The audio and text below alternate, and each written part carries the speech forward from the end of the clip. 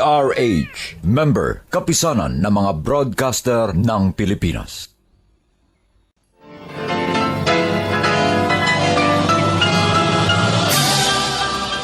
Buong karangalang inihahandog ng DZRH para sa bagong milenyo, ang isa pang magandang dula, May Pangako, ang bukas. Patawad? Kaya bang pawiin ng salitang yan ang itinanim mong takot at matinding puot sa puso ko? Kaya bang baguhin ang salitang yan ng 10 taon ng buhay ko na puno ng lungkot at pangungulila sa mga panahon at oras na hinahanap ko si Mama? Kung kaya lang baguhin ang salitang yan ng lahat ng pagdurusa ko, pero hindi! Hindi! Bakit hindi ko kaya magpatawad? May Pangako, ang bukas. Kasaysayan ng mga kaluluwang lupaypay na ang pusong hapong-hapo sa tindi ng malabis na pagdurusa. Subalit sa kabila ng lahat, huwag kalilimutang paglipas ng isang dapit hapon ay sisikat ang araw na magsisilbing tanglaw sa sinumang tinakasan na ng kawalang pag-asa. Dahil sa likod ng mga hinagpis ay may naghihintay na ligaya. Sa bawat kabiguan ay may makakamit na tagumpay, laki pang pangarap na sa bawat himaymay ng laman ay muling mabuhay ang dugong nananalaytay sa mga ugat at unti-unting mauusal ang mainspirasyong mga katagang. May Pangako, ang bukas. May Pangako, ang bukas. Isa na namang natatanging dulang pangradyo na inyong aabangan at kalulugdan, mag-iiwan ng mga magagandang halimbawa at aral. May Pangako, ang bukas.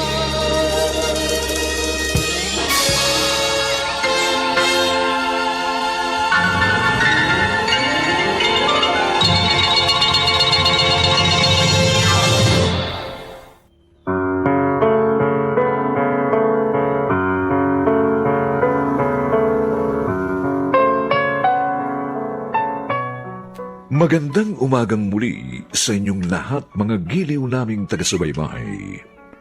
Narito na po ang ika-4 na kabanata ng ating tampok na kasaysayan sa linggong ito, pinamagatang Bakit Hindi Ko Kayang Magpatawad? Dito pa rin sa ating natatanging dunang May Pangako, ang bukas.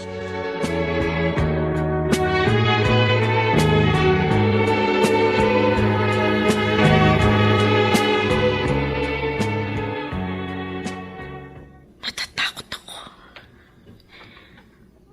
Tama ba ang gagawin ko? Handa na ba akong harapin ang taong sumira sa pagkatao ko? Hey, what are you saying, Christine? Ha? Halos pabulong ka nagsalita. Hindi ko narinig. Ano yun? May naalala lang ako. Huwag mo nang pansinin yun. Okay. Oo nga pala. Nasabi ni bro na uuwi ka na sa inyo. Samahan na kita. Okay lang ba sa'yo? Nagdadalawang isip pa ako. Ha? Seriously? Alam mo kalagayan ni Tito Pablo. Ayaw mo ba siyang makita? Sa kondisyon niya? Gusto ko makita, Benjo. Gustong-gusto ng mga mata kong makita kung gaano siya naghihirap ngayon. Anong? Ang taong kilala ko na malakas, mahigpit, isang kilalang negosyante. Ang alam ng lahat, isang responsable at mapagmahal na asawa at ama sa kanyang mga anak. Christine? Pero ngayon nakaratay. May taning na ang buhay. Sadyang mapagbiro ang tadhana. Teka, hindi ba naging mabuting ama si Tito Pablo? Sa tono kasi ng pananalita mo, parang puno ng galit ang puso mo. Pero ang pagkakaalam ko, pareho kayong spoiled ni na Tito Pablo at Tita Teresa, di ba? Akala ko rin. Pero kahit pala sarili mong dugo, hindi dapat pagkatiwalaan. Dahil siya mismo ang sisira sa buhay mo. Yan ba ang dahilan kaya ako umalis sa inyo? Malalim pa doon ang dahilan, Benjo. Ano? Isinumpa ko sa akin sarili noon. Mabubuhay ako mag-isa. Magsisimula akong muli. Kakalimutan ko kung saan ako nanggaling. Iisipin ko na lang ang sarili ko at kung ano ang gagawin ko sa buhay ko. Pero, heto ako. Muling nagbalik. Kasabay na nagbalik ang takot at galit sa dibdib ko. Pero kakayanin ko. Haharapin ko siya.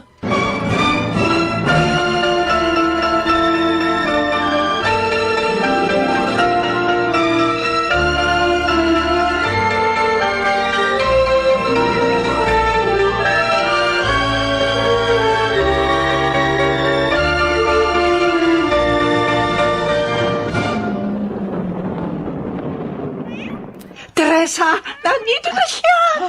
Mark, nandito na ang kapatid mo! Christine! Hello, Nanay Isabel. Masayang pagbabaliw. Akala ko hindi na tayo muli makikita. Salamat, Nanay Isabel.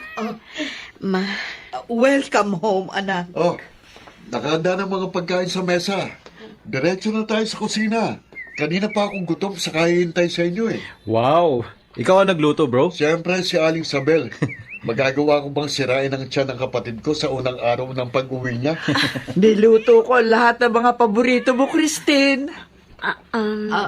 Anak, bakit? Halika na. Natutulog pa ang iyong papa. Tsaka mo na lang siya puntahan sa kanyang kwarto. hindi niyo siya nakakasabay sa pagkain? Sa kwarto na siya kumakain kasi hindi na nakakaupo o nakakatayo ng matagal ang iyong papa. Mamaya nyo na ituloy ang pag-uusap na mag-ina. Nasa inyo ang lahat ng oras. Ay, lalamig na kasi ang pagkain sa mesa. Oh, kumain na tayo, anak.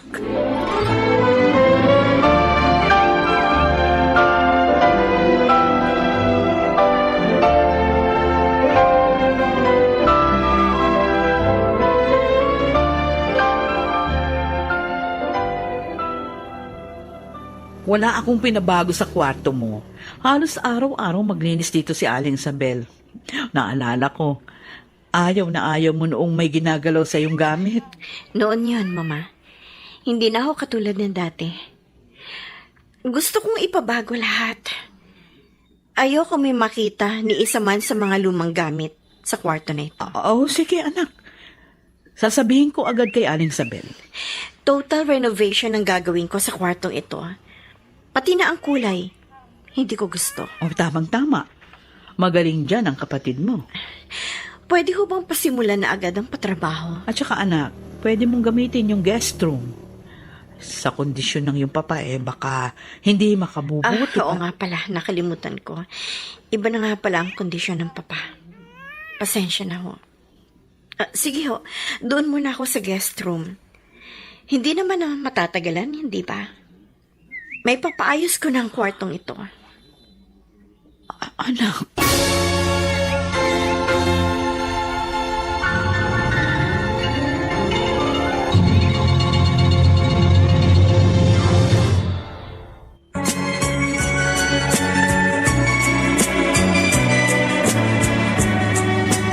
At ngayon, balikan natin ang tampok na kasaysayan sa ating dulang.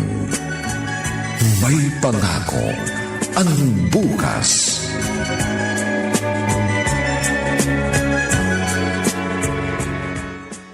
Lalingat lang ako sandali. Pumwesto ka na dyan sa hugasan. Ako na. Pumunta ka na doon sa balkonahe. Andon yung kapatid mo at si Benjo. Nagpapainit. Pampahimbing lang daw ng tulog. Hayaan nyo na sila doon, na Isabel. Hindi ho ako umiinom ng alak. At ako na rin po ang gagawa nito. Sanay po ako maghugas ng pinagkainan ko at sa lahat ho ng mga gawaing bahay.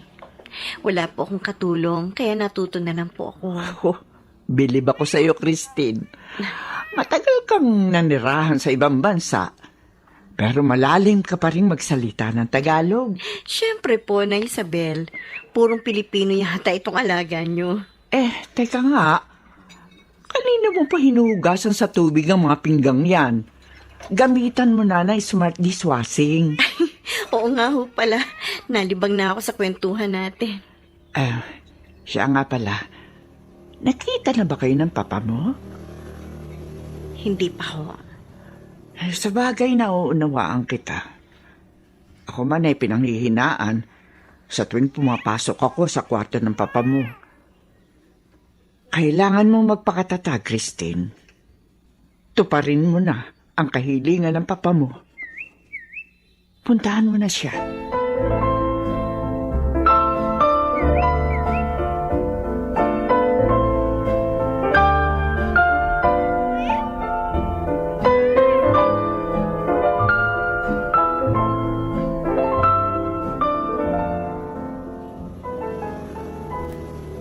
Christine, anak, ikaw nga. Salamat. Nagbalik ka. May taning na raw ang buhay ninyo. Pero hindi ko inaasahan na makita kayong ganyan. Halos butot balat na. Pero sa ito sa akin ng Diyos. Sinagot niya ang dasal ko. Ang parusahan kayo. Anak, Oo, Papa. alam ko. Babalik ka para sumbatan ako. Pero umiling pa rin ako na makita ka sa uling pagkakataon. Alang-alang kay Mama. At kay Kuya Mark. Kaya tinibayan kong sikmura ko na harapin kayo. Dahil sa kasalanan ko, binalot na lang galit ang puso mo. Tama kayo. Dahil sa kasalanan ninyo, kaya naging ganito ako. Tingnan niyo ako.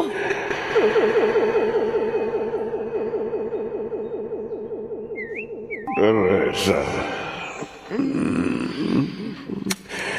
Teresa.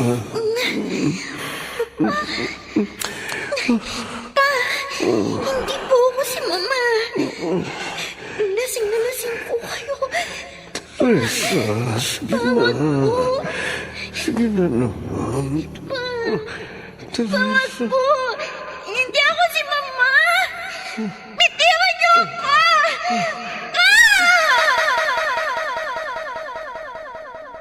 Christine. Anak. Hindi ko sinasadya. Wala ako sa sarili ko. Patawad. Patawad? Kaya bang pawiin ang salitang yan ang itinanim mong takot at matinding puot sa puso ko? Kaya bang baguhin ang salitang yan ng 10 taon ng buhay ko na puno ng lungkot at pangungulila sa mga panahon at oras na hinahanap ko si Mama? Kung kaya lang baguhin ang salitang yan ang lahat ng pagdurusa ko. Pero hindi!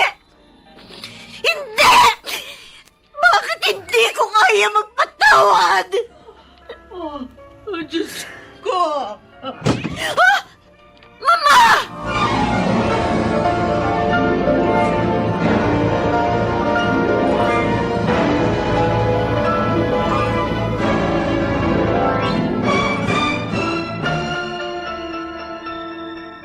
Anong ginawa mo, Christine? Bakit hinimatay si Mama at ang Papa? Nadatnan ni Aling Isabel na halos kinakapos ng hininga. I'm sorry. Ito ba plano mo? Umuwi para sumbatan ang iniwan mong pamilya? Wala na bang natitirang katinuan dyan sa utak mo? Nasaan ang puso mo, Christine? Lahat tayo umaasa na madugtong ang pambuhay ni Papa. Ikaw lang ang nakakaalam ng pinagdaraanan mo eh. Huwag mo kaming sisiyan dahil ikaw ang lumayo. Kung mayroong hindi magandang nangyari sa buhay mo, huwag mong ibuntun sa amin ang sisi dahil kasalanan mo. Sana hindi ka na lang bumalik. Sana tuluyan ka nang hindi nagpakita sa amin.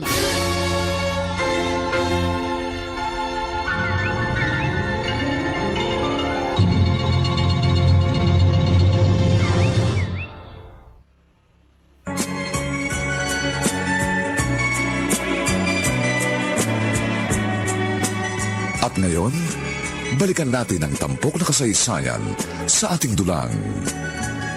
May pangako ang bukas.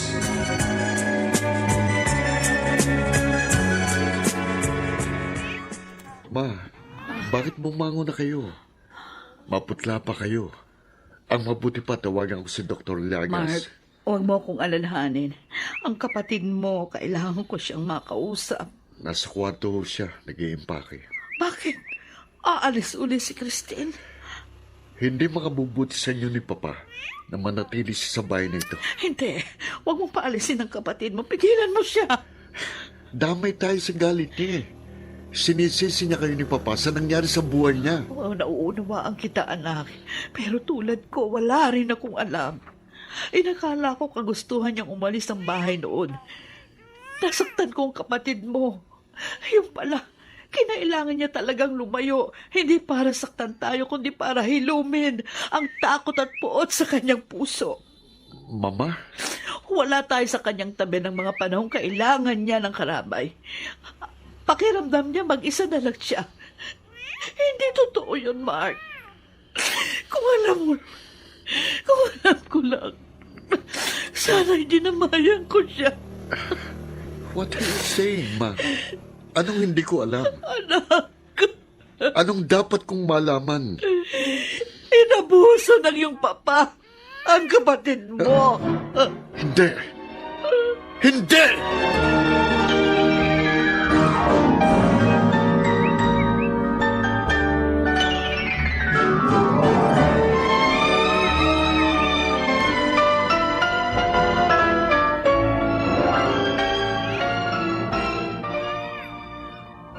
Christine, anak, Hindi na ho sana ako nagbalik pa. Pati kayo ni Kuya Mark. Nadamay sa labis na galit ko kay Papa. anak, Sinubukan ko naman nakalimutan ang nangyari mo. Hindi naman bato ang puso ko. Nangulila din ako sa inyo. Nagpadala sa takot kaya ako lumayo. Pero habang mag-isa ako, lalo lang umigtim ang galit sa puso ko. Hindi ko deserve ang mabuhay mag-isa.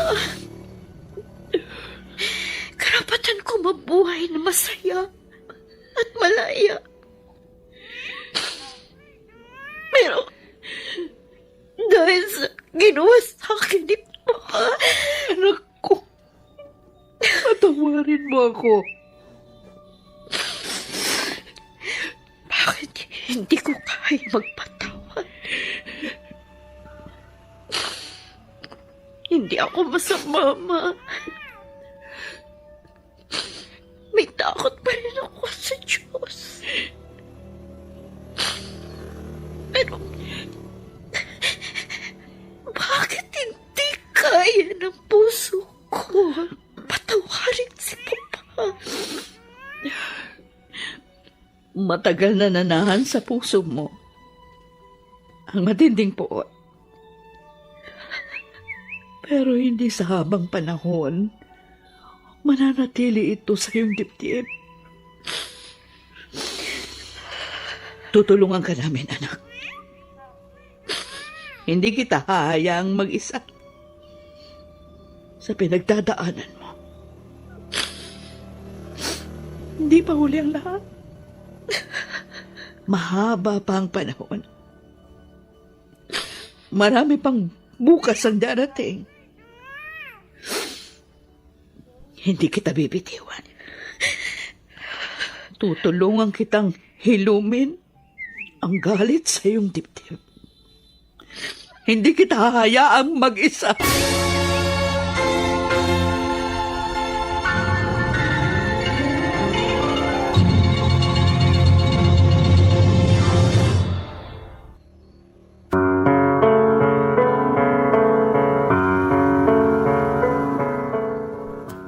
Makamtan kaya ni Pablo ang minimithing kapatawaran mula sa anak?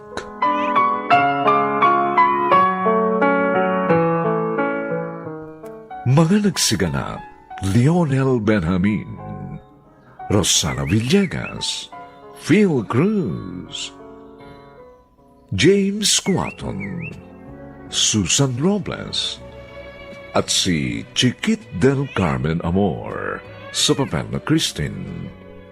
Nilapatan ang tunog ni Jerry Butia sa musika ni Buboy Salong. Supervisyong teknikal nina Eric Lucero at Bong Muyar. Ang kasaysayang ito'y mula sa panulat ni Gigi Reynancia at sa direksyon ni Bobby Cruz. Ito po ang inyong kaibigan June Martin Legaspi, nag-aanyayang huwag po ninyong kaliligtaang sundan at pakinggan ang mainit at kapanapanabik na huling kabanata ng kasaysayang ito. Bakit hindi ko kayang magpatawad? Dito pa rin, sa ating natatanging dunang, may pangako ang bukas.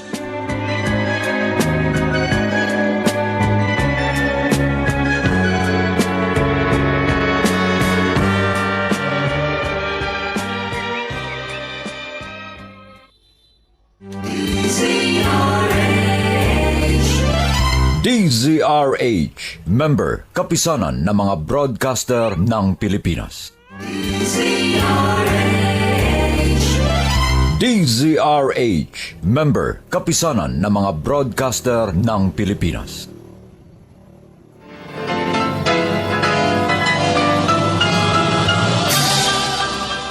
Buong karangalang inihahandog ng DZRH para sa bagong milenyo. Ang isa pang magandang dula, may pangako ang bukas.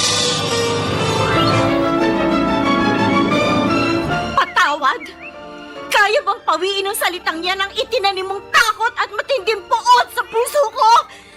Kaya bang baguhin ang salitang yan ng 10 taon ng buhay ko na puno ng lungkot at pangungulila sa mga panahon at oras na hinahanap ko si Mama?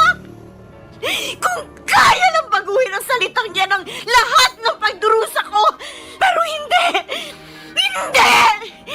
Bakit hindi ko kaya magpatawad? May pangako ang bukas. Kasaysayan ng mga kaluluwang lupaypay na ang pusong hapong-hapo sa tindi ng malabis na pagdurusa. Subalit sa kabila ng lahat, huwag kalilimutang paglipas ng isang dapit hapon ay sisikat ang araw na magsisilbing tanglaw sa sinumang tinakasan na ng kawalang pag-asa. Dahil sa likod ng mga hinagpis ay may naghihintay na ligaya. Sa bawat kabiguan ay may makakamit na tagumpay, laki pang pangarap na sa bawat himaymay ng laman ay muling mabuhay ang dugong nananalaytay sa mga ugat at unti-unting mauusal ang mainspirasyong mga katagang. May pangako ang bukas. May pangako ang bukas. Isa na namang natatanging dulang pangradyo na inyong aabangan at kalulugdan, mag-iiwan ng mga magagandang halimbawa at aral. May pangako ang bukas.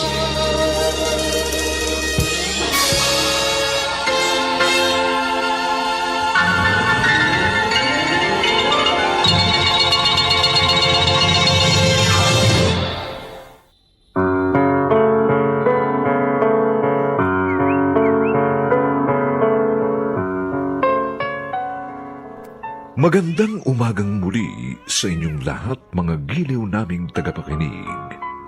Narito na po ang huling kabanata ng ating tampok na kasaysayan sa linggong ito, pinamagatang Bakit Hindi Ko Kayang Magpatawad?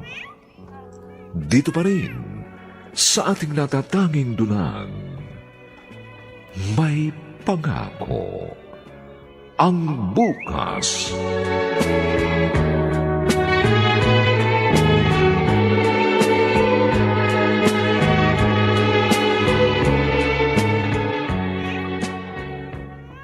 Alam mo na ang lahat. Pinagsisilbihan mo pa rin ako. Lalo akong nakukonsensya sa nagawa ko. Maniwala ka, Pablo. Hindi ko alam kung anong sasabihin ko. Gusto kitang sumbatan.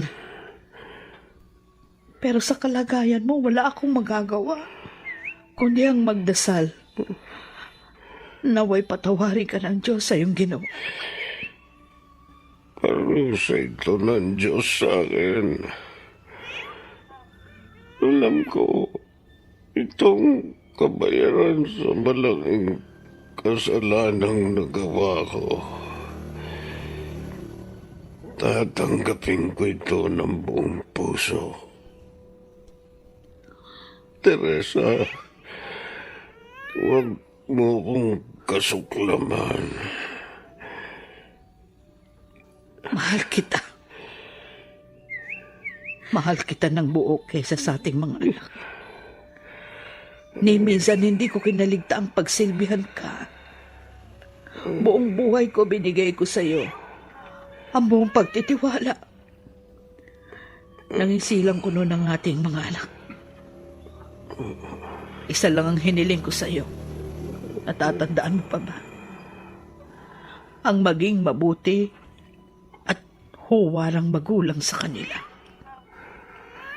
Hindi sumagi sa isip ko na sasaktan mo ang anak ko. Dahil para sa akin, iyon ang pinakamasakit na gagawin mo sa pagsasama natin. Nangyari ang lahat ng hindi ko alam.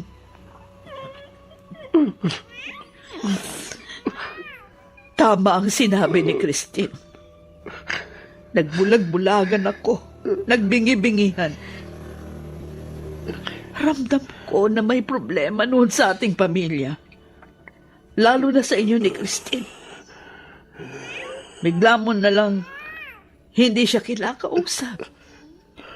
Palagi kang umiiwas. Hindi mo na siya hinihigpitan. Ginawa mong anino ang anak mo pagkatapos ng kahalayang ginawa mo sa kanya. Kinain na ako ng labis na konsensya sa nagawa ko.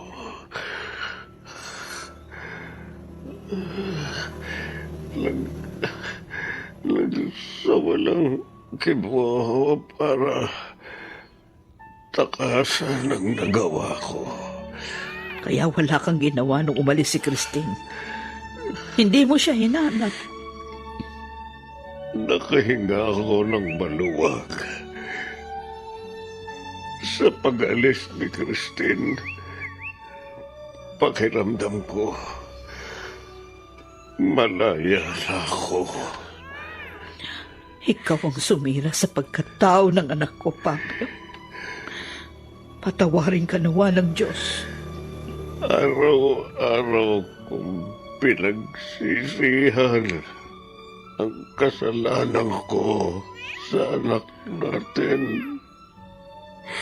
At sana, mapatawad ka rin ni Christine.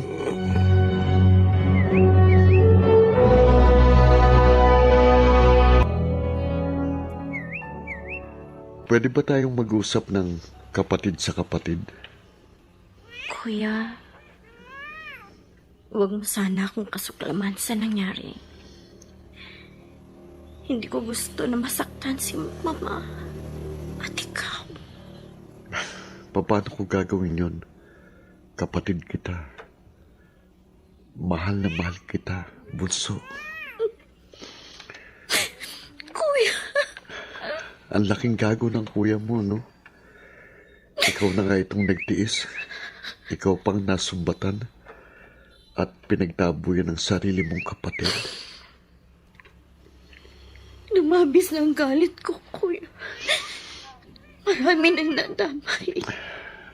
Dahil may pagkukulang din kami sa'yo ni Mama. Hindi niyo alam ang totoong nangyari, kuya. Wala kayong alam. Ngayon, alam na namin ang lahat. At tandaan mo ito, bunso. Nandito kami para sa'yo. Hindi ka na mag-iisa sa madilim na mundong nakasanayan mo. Hindi na.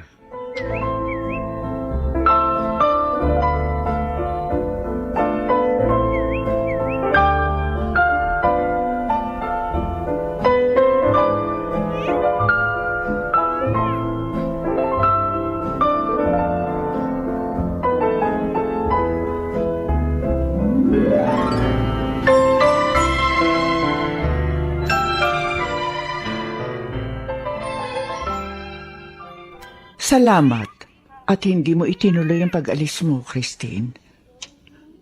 Nung wala ka, hindi ko na naringgan na may tumawa sa bahay na ito.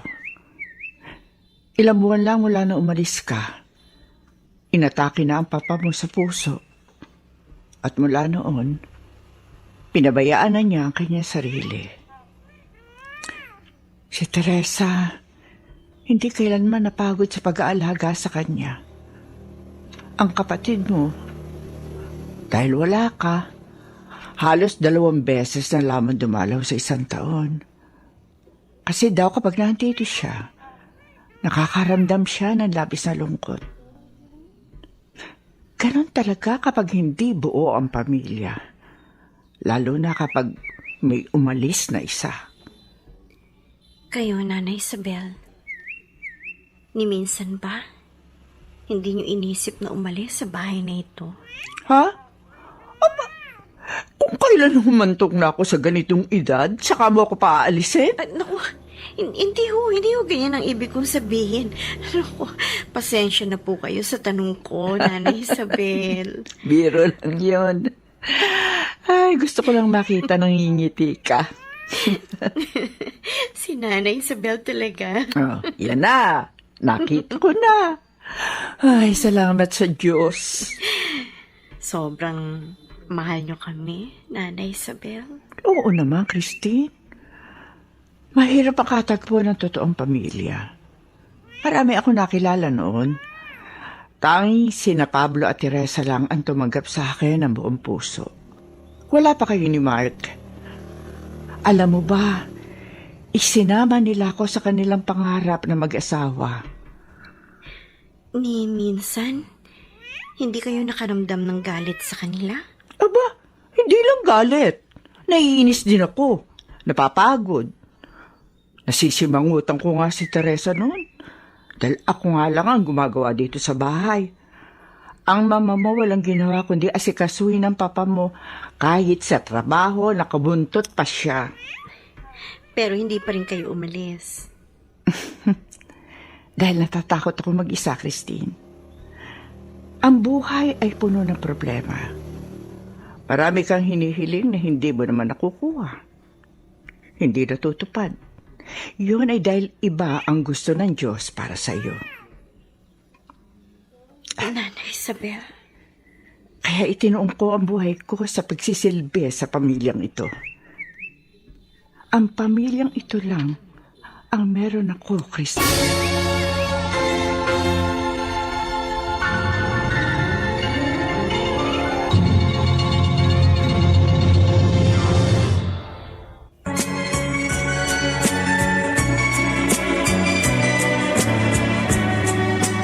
At ngayon, balikan natin ang tampok na kasaysayan sa ating dulang.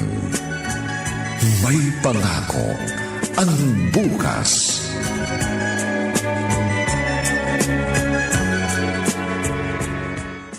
Mark! Christine! Aling Isabel! Dali! Mark! Ha? Bakit? Ang papa nyo, Tawagan niyo si Dr. Llagas. Dali, bilisan mo, Ma. Oo, ma. Tatawagan ko. Ma, Ito na ba? Iiwan na ba tayo ng papa niyo? pupuntahan ko siya, Ma. Huwag mong tanungin ang kalooban ng Diyos, Teresa. Mas makakagaan para kay Pablo kung bibitiwan mo na siya. Aling Isabel. Alam nating lahat na darating ang araw na ito. Palayain mo na ang asawa mo.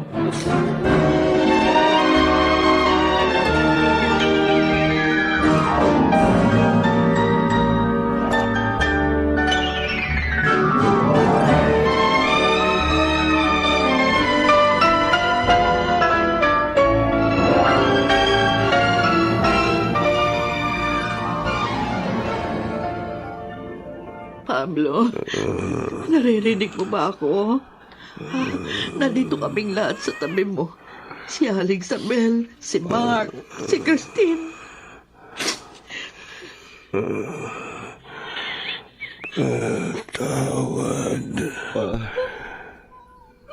Tawarin niyo ako. Mahal ka namin pa. Bunso. Ayaw ko makita kayong ganito. Hindi sa ganitong paraan. Anak. Sana mapatawad mo. Sa ngalan ng Diyos at bilang aking ama, pinapatawad ko kayo. Salamat, Bunso. Mahal ka namin, Pablo. Mahal na mahal kita. Kung gusto mo na magpahinga, sige.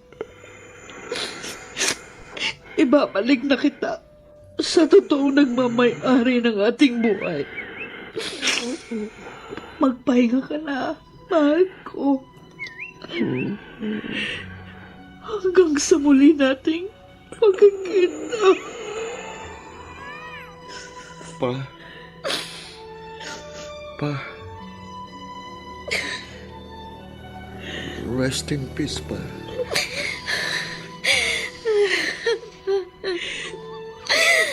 Paalam, Papa.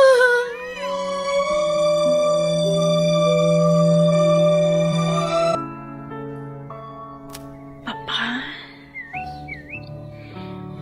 batid kong nasa payapang lugar na kayo. Yun lang pala ang sikreto. Ang tanggapin ng pagkakamali. Ang patawarin ng sarili. At magpatawad. Kay tagal kong pinanapikan na makaramdam ng katahimikan. Nangyari na ngayon. Dahil yun sa inyo, Papa. Salamat sa paghingi ninyo ng tawad. Dahil kasabay nito, ang paghingi ko ng tawad sa aking sarili. Kaya tagal ko rin pinahirapan ang sarili ko pa. Pinili kong mabuhay sa madilim na parte ng buhay. Gayong may mga taong nagmamahal sa akin. Sila na nagbigay ng liwanag sa akin ngayon. Huwag kayong mag-alala. Hindi na ako aalis. Aalagaan ko si Mama habang buhay akong babawi sa kanya. Paalam na muli, Papa.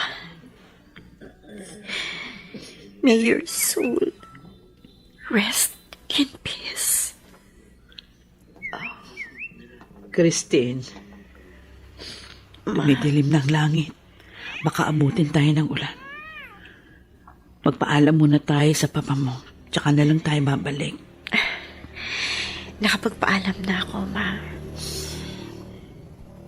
Anak, salamat. Ako ang dapat na magpasalamat sa inyo ni Kuya at kay Nanay Isabel. Tinulungan niyo ako magpatawad. Sadyang nasa puso mo yon, Christine. Tinalo lang ng labis na galit dahil sa pangit na nangyari noon. Noon, hindi na ngayon, Mama.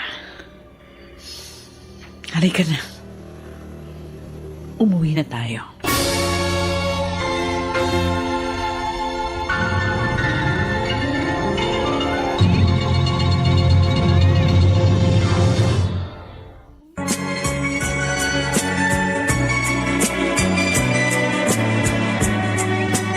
At ngayon, balikan natin ang tampok na kasaysayan sa ating dulang.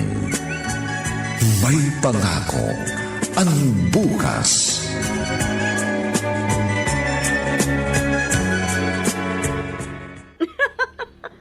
Kayo talaga, Nanay Isabel. Lagi ninyo ako pinatatawa. Kahit naman magseryoso ko, pinagtatawanan mo pa rin ako eh. Oh, nandito mo malaking dalawa. Nakapisa kagad kayo, Ma? Anong oras na ba? Ay, nakakahiya kay Benjo kung malilate tayo ng dating. Tayo daw ang kanyang espesyal na bisita sa kanyang birthday. Bibilisan ko pong maligo. Kasi si Nanay Isabel Humingi lang ako ng sabong pampaligo dahil naubusan na ako Ito lang nga, kanina ko pa nasa kamay itong shield bath soap. O, ayan. O, sige ho, maliligo na ako. Bilisan Mabilis niyo. lang ako. Oh, Aling Isabel, kayo naman. Kasama ba ako? Kailan ko ba kayo naiwan sa lakad naming mag-iina? Wala pong maiiwan. Kasama kayo kahit saan kami magpunta. Sabi ko nga, magbibihis na ako. Ay, dalian nyo ha. Orasan ko kayo ni Christine. Bilisan yung dalawa.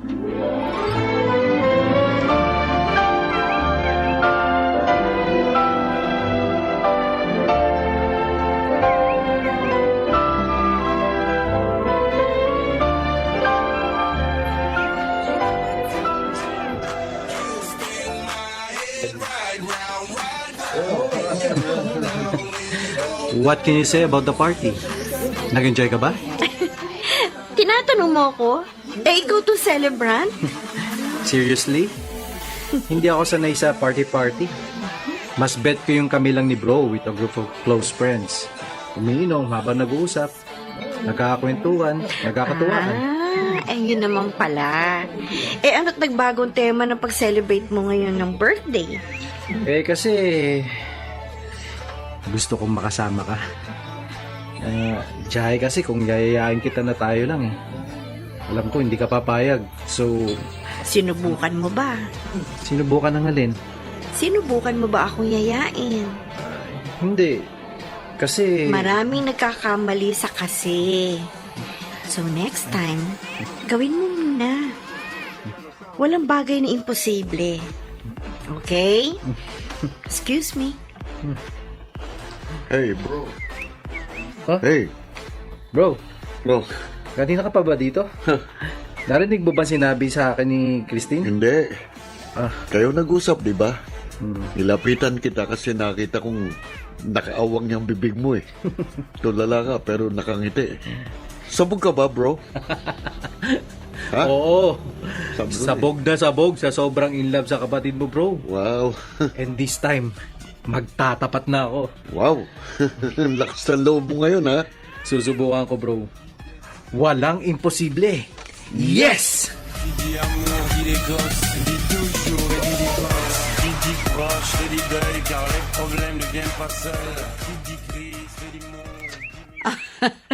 Napakasaya ko. Kung nandito lang si Pablo.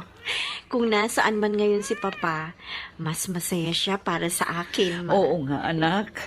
At Benjo, ikaw ha, tuparin mo ang pangako mo sa anak ko na hindi mo siya sasaktan. Subukan lang niya, Ma. Patay sa akin ang bokong na yan. Bro naman eh. Tita, yes. Buo ang pagmamahal ko kay Christine. Sa edad kong ito, wala akong ibang mahal kundi si Christine lang. Wow! Hindi na kita maabot, bro, sa kakornihan mo. Sige na, umalis na kayo. Salamat, Kuya. Oh. Mama. Iuwi mo si Christine bago mag-alas 10 ng gabi, ha? Benjo? Opo. Opo, Nanay Isabel. Sige po ha. Alis na po kami. Sige. Ay, nako. Napakasaya ng anak ko. Salamat sa Diyos. Binalik niya ang saya sa puso ni Christine. Ito ang plano ng Diyos para kay Christine, Teresa. Ang mabuhay kasama ang pamilyang nagmamahal sa Kanya na may pangako ang bukas.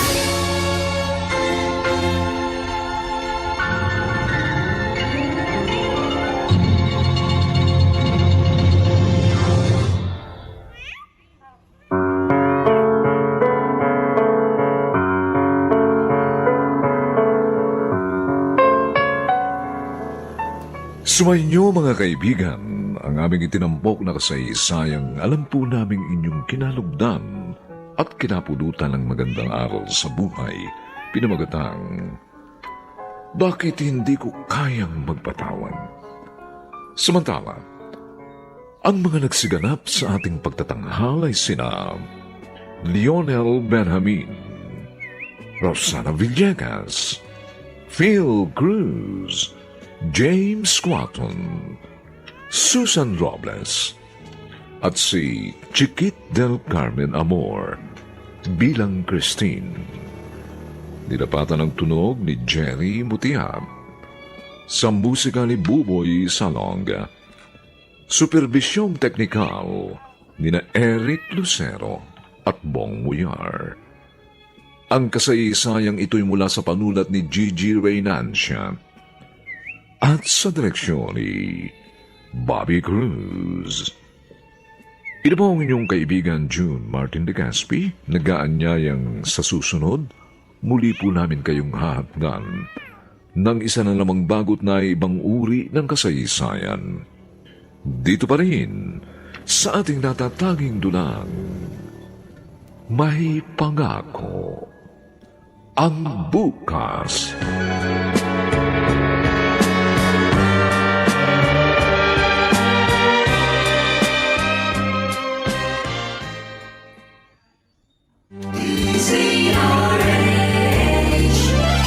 DZRH, member, kapisanan ng mga broadcaster ng Pilipinas.